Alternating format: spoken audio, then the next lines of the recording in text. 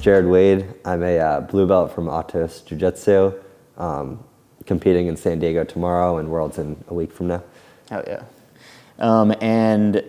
You're also currently the #1 blue belt adult lightweight. Yes. Which is pretty awesome. I'm looking at your competitions here. You're actually #7 adult blue belt overall. Okay. Did you know that? I didn't know that, actually. Okay, that's pretty intense. I'll take it. Yeah, we'll put these up on the screen, but I'm looking at like your competition list that you've hit. That's a lot of comps. Yeah, it's a lot of comps. Do you know off the top of your head how many you've done? I think it's been like 15 a year. I've competed for like 3 years, so like around 45 comps, I think. Okay. 45 in 3 years. Okay. And I'm seeing a lot of, it looks like your first gold, maybe let's talk about this one. Your first gold was at Dallas International Open. Tell me about this competition, your very first gold on the record here. Dallas International Open, first place. Do you remember that one? Yeah, that was about 2 years ago, I think. I remember I never could podium at a tournament really. Up until then, I was doing a lot of like Jiu-Jitsu World Leagues, and I was super happy about getting 3rd place at like a random Phoenix Jiu-Jitsu World League. And then I did my first IBJJF a few months before Dallas. I got absolutely just smoked, got beat like first round. And then I went to Dallas and I ended up winning and beating some pretty good people. And I think that tournament kind of opened my eyes to realize like maybe I have more potential than I realize right now. It was a super good feeling. I was honestly just more surprised that I won it. I couldn't believe it in the moment. Yeah, so how many, before that one, how many did you do? You said you were doing like local stuff like Jiu-Jitsu World Leagues. Yeah, Jiu-Jitsu World Leagues, Grappling Industries, and I think I did probably 8 tournaments, maybe 10 before winning my first one. Okay. I think a good amount, yeah. Okay. And what do you think changed between, what clicked? Like how'd you suddenly get first at Dallas? Yeah, I think it was like a timing thing. Like I was training a lot and I was improving really fast, but just I didn't have enough mat experience to actually win a tournament. But I think I got really deliberate with how I trained. It wasn't just like I was training 8 hours a day. I was super like careful with who I trained with, why I was working on certain things, and like my overall intention of every training session. So I think my rate of improvement really quickly just rose like through the roof. And it's not like I was training that much more than our most serious competitors. It's more that I just was very strategic with what I needed to work on to win. So I try to be very intentional with like, I want to have an impassable guard and have like a go-to submission and sweep, and then be able to stay on top and not get swept back. So I think I was thinking in a smart way of how to win a comp rather than just mindlessly rolling for hours a day. So I think that's kind of the big difference. Got it. And was that pretty like crystallized in your mind at that time? Like you had, because at least for me now, I know like right now I have different conclusions and ways that I decide to work on things now compared to like a year ago, and it's hard for me to remember what my mind, how I was thinking to improve like a year ago. Yeah. But is that formula that you're talking about, was that pretty crystallized in your mind at that time? Yeah, for some reason, I feel like when I started jiu-jitsu, I thought it was like such a technical sport that I shouldn't focus so much time on like lifting and getting the best cardio right off the bat. I thought if I could only spend so much time and energy in a day, and I started jiu-jitsu at 21, so I started relatively pretty late.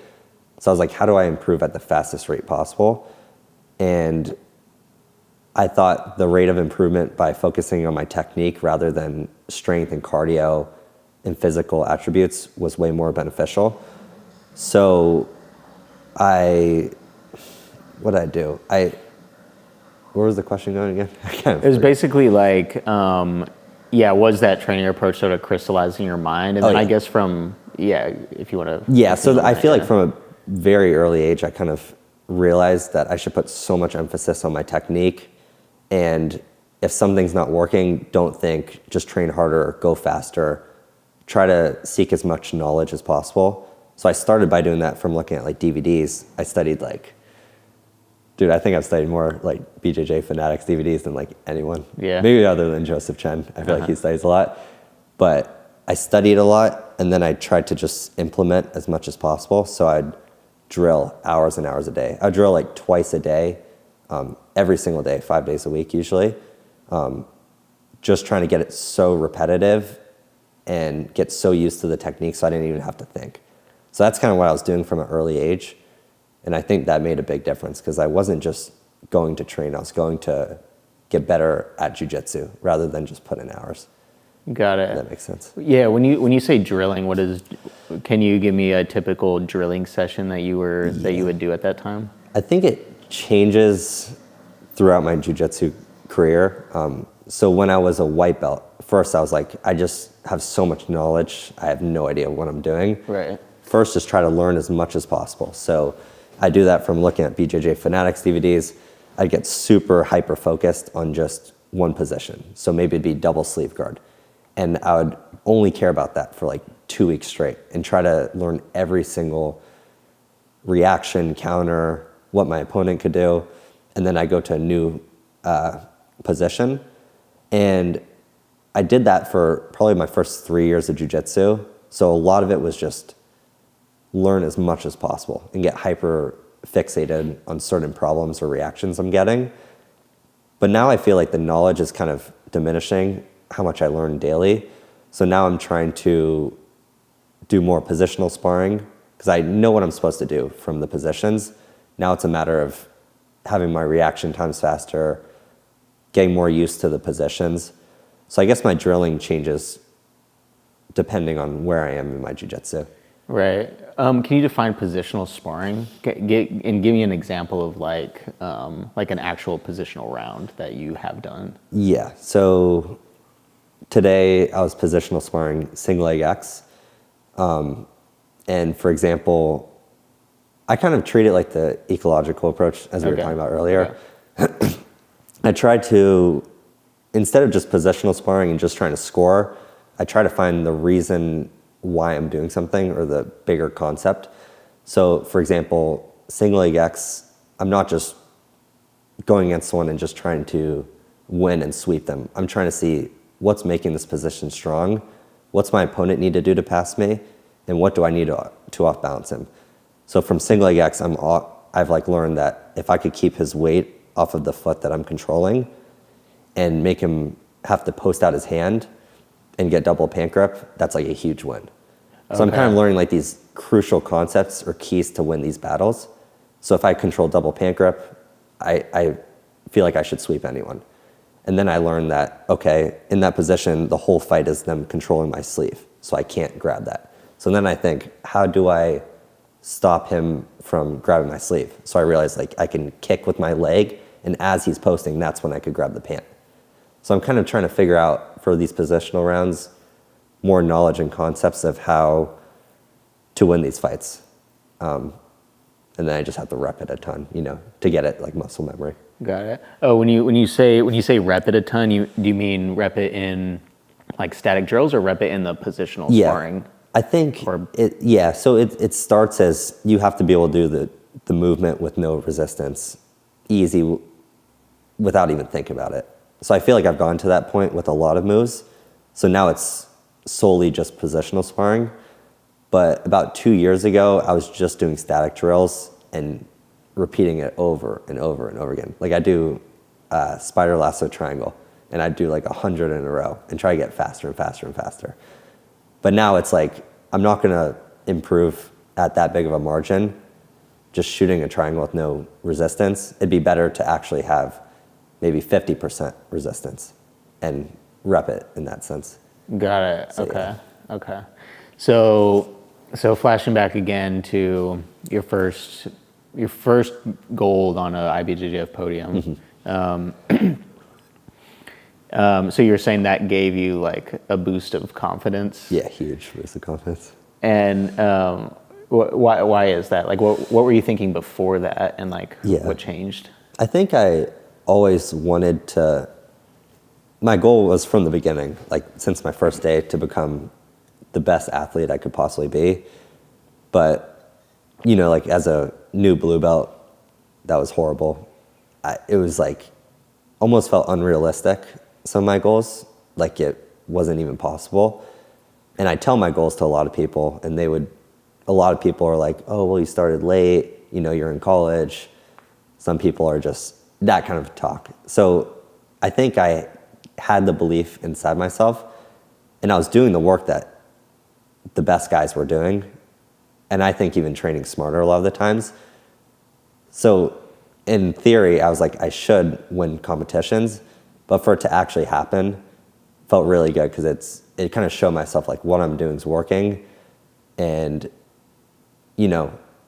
it's not like certain people are special and they're supposed to win and someone's not, like I wasn't a great jiu-jitsu athlete, but I feel like I did what everyone else did with the hours. And I was also very intentional with how I was training. So to finally see like it could happen to me too, even though I started late and I was in college, I feel like it was just super rewarding because I feel like I had a lot of doubt from a lot of people. And that was like the first time that I actually won like a jiu-jitsu tournament. So yeah, kind of showed like the path I was doing is right. And of course I needed to change certain things I was doing, but the overall theme is I'm improving at a fast rate. Right. It's almost as if you have this theory that you can do something. Like you've theorized about not even the outcome, but you've theorized about the process should work, and that you had like this certain level of belief in yourself, but there's nothing to show for it. Exactly. Until suddenly you get up on the podium and you're like, okay, maybe I'm actually onto something. And yeah, I've had that feeling too. You kind of like prove something to yourself. It's like, oh, I was right. Yeah. Yeah. Because I feel like you believe you can do it, but then when it actually happens, then it's like, I don't know. You see a lot of these athletes, I'm sure you felt the same way when you first got your blue belt, and you're like, did I start too late? Yeah. Are they just naturally more talented? But then once you win or you have some success, then you kind of realize no one's special. Everyone's, jiu-jitsu is jiu-jitsu, like anyone could win. It's just you have to train the right way. Right. So, yeah. Yeah. As far as like nerves and all that kind of stuff goes, do you get nervous? Did you get nervous? Yeah, I used to get like super nervous for tournaments, but it felt more like I didn't feel like I was like aggressive and I was there to win. I felt like I was just there to be there. And I think part of it was because my skill level wasn't there. It's my mind. You can't really lie to yourself. If you're not at the skill level, you can't convince yourself I should beat a world champion. But I think over time, it switched from not wanting to be on the mat and I'm just doing it to try to do it to I feel like I should just, this is how I think, is like, not, like I should submit someone like right away. Like that's what my mind's thinking, and I shouldn't have anyone score on me.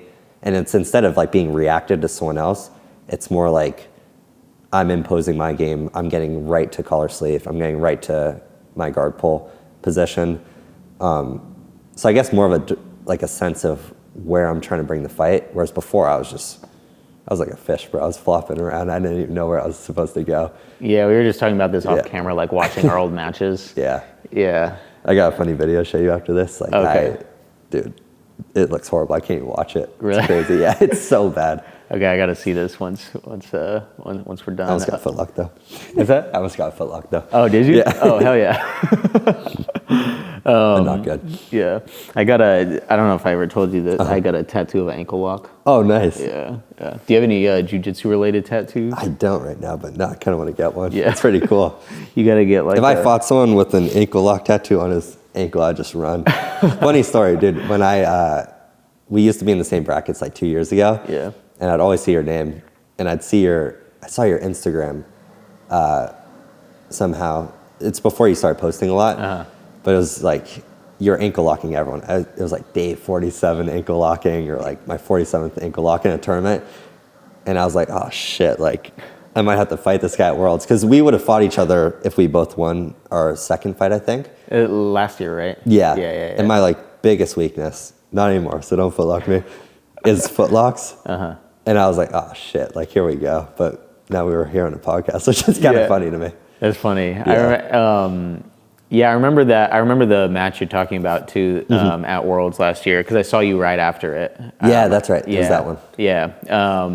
The guy that I fought. So I'm like old. I'm 31, and You're masters. yeah, I'm masters. And the guy that you had the match with, I had the match with him right before you did. The one that I'm talking about is I forget his name, but he was I think he's Asian. He had Oh, yeah, I remember. yeah, and I think you omoplotted him, right? Yeah, I remember that. Yeah, and not that I was surprised that you had won. It was more of like I felt like I couldn't even move the kid. Like I could a little bit, but I felt just from like an athleticism standpoint, I feel it so much, the athleticism different between Masters division and adult division. And I was like, oh, this kid is so hard to move. And he ended up beating me, and then you had a match with him shortly after I did, and you applauded him. I was like, damn, like, because I had just felt what he felt like, and I was like that. It made me think about the level of skill required to not only overcome that match from a technical perspective, but also for you to be so technical that you could also overcome all of his athleticism and the strength that I felt. That was one of the strongest guys I've ever fought. So I was like, holy crap, this dude's strong. Okay. But and yeah. how do you think you beat him? I think it comes down to like, I view jiu-jitsu like for competing, it's like someone could be really good in the gym, but they don't compete as well. So I think having a position that you're so confident in, like almost like a kill position. Like if I get here, I win the fight. I think I'm not saying I have a kill position, but I have a position I'm more confident in, which is like sleeve guards or collar sleeve. And I feel like if I get there, I can at least control the fight or threaten sweeps or submissions. And I've also tried to learn how to get there from as many positions as possible. So like if I'm in De La Riva, how do I get to collar sleeve? If they grab my pant, how do I get to collar sleeve? So if I could get there for a higher percentage of the fight time than he's in his dominant game, then I should win, even if he's stronger or more athletic or better than me at jiu-jitsu. Because if two guys are like equal skill level, but they're fighting in my game or my strongest position that I've spent more hours and reps in, then it's kind of turning into not like a fair fight, you know what I mean? So I think he's one of those guys that I got straight to my game and didn't really let him start passing or, going crazy. Right, you funneled it to where I felt more confident. Yeah, and you made it uneven, essentially. That's how I view it. Right. It's very interesting you say that, because as I've watched like your highlights and everything and all the videos, like I saw, we should talk about pans in a second, but when I've seen your videos, it's always collar sleeve. Yeah. Not always, like obviously you have other jujitsu, but like it's very clear that your like kill position is that position. And it's weird that you say that because I resonate with that so much, because mine is literally single leg X. And he's got an ankle lock tattoo. Yeah. There's a reason. Put him in the position, it's over. There for a reason. But I feel like that too. Like we don't want to be like overly boastful and say like if we put anybody in that position we'll win. But it almost feels like that in a tournament. If I feel like, tell me if you feel like this too, but I feel like if I get somebody into single leg X, there's like a certain threshold or a tipping point where it's like I feel like it's over. It's like I'm gonna either sweep them or I'm gonna submit them like 90% sure, or I'm gonna sweep them and come on top. Like it feels like guaranteed almost. Exactly. I think it's just like if you had the fight at like a 50-50 percentage of winning, and you're so much better at one position than others, and you're finding a way to be there for like 90% of the fight, then you should win even if your jiu-jitsu's not as good or equal level. So that's how you're fucking foot locking like 70 people. Yeah. I need an omoplata tattoo. Yeah, right here. yeah. That'd be pretty sick. Yeah. What was I gonna say? How did you come upon collar sleeve? Like why did going all the way back to Dallas actually? How did you win the Dallas one? That's interesting you said that. So I fought a guy who was podiuming at actually like the majors of like juvenile divisions. I think he was like he podiumed at like Worlds, podiumed at like Pans, and I've podiumed at he like podiumed at Worlds and Pans, and he had been training as a juvenile as well. So he was one of those really good kids, and I barely can podium at grappling industries, you know. So my skill level was so much lower than him, and he was beating me like the majority of the fight. Was this the final? This was the semifinals, because Okay. he didn't have points because he was a juvenile or something. But he was so much better than me at jiu-jitsu. Like, he should have beat me looking back on it, but I had my collar sleeve position, and I got there and I got the submission. But if it wasn't for that, there's no shot I would have won it. So I think that's literally the only way I won that fight. But it kind of shows like why it's so important to be so confident in a position, because it can equal the skill level or just make your jiu-jitsu so much more dangerous. Right. And that's how I won the finals too, was the same thing. Right. I'm starting to think I'm kind of one-dimensional. Well, so it's an interesting question to me because throughout all the competitions that we've both been doing, like for everybody listening, like we've been on a very similar competition spree for like the past couple of years. Like we're always in the same brackets. Yeah. And never had a match yet, but Yeah, I still haven't. but We'll vlog it right now upstairs. What's that? Oh, right now? Yeah. Okay, we should have a match. Yeah. Oh, that's cool. You literally have a mat up there? It's right up there, yeah. I'll show you after. Yeah, that's Just give me a dope. sec. We should film something up there. Dude, hell yeah, I'm Yeah, down. sick.